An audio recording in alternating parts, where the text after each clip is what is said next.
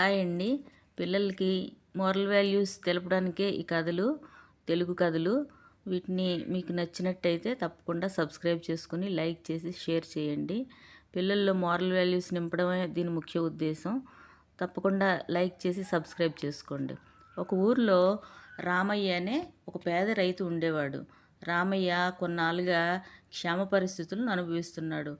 ఊర్లో క్షామం సంభవించి పంటలన్నీ తన కుటుంబాన్ని పోషించుకోలేక చాలా కష్టపడుతున్నాడు.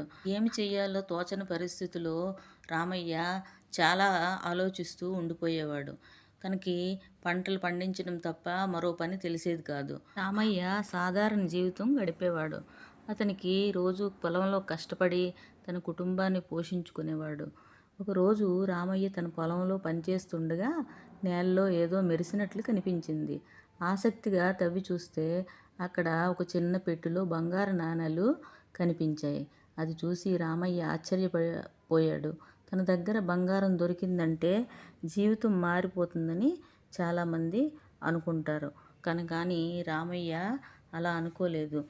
వెంటనే ఈ బంగారు నాణేలు రాజుగారికి అప్పచెప్పాలి అని తన మనసులో నిశ్చయించుకొని అక్కడి నుండి రాజుగారి దగ్గరికి వెళ్ళి ఆ బంగారు నాణేలని అప్పచెప్పాడు. రాజుగారు అన్నారు, నువ్వు ఈ బంగారు నాణేలు ఎవరూ చూడలేదు కదా, నీ దగ్గర పెట్టుకోవచ్చు కదా, నా దగ్గరికి తీసుకుని ఎందుకు వచ్చావు అని అడిగారు.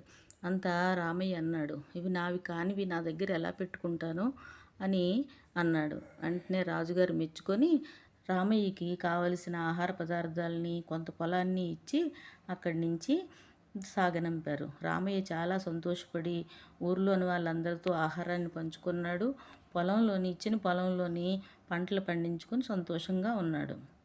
ఒకరోజు రాజుగారు రామయ్య చాలా మంచివాడుగా, నిజాయితీపరుడుగా గుర్తించి రామయ్యను ఆస్థానానికి పిలిపించి రామయ్యకు కావలసిన కొంత భూమిని ఇప్పించి సన్మానించి అక్కడి నుంచి రాజుగారు రామయ్యకి చాలా మంచిగా చూసుకునేవారు.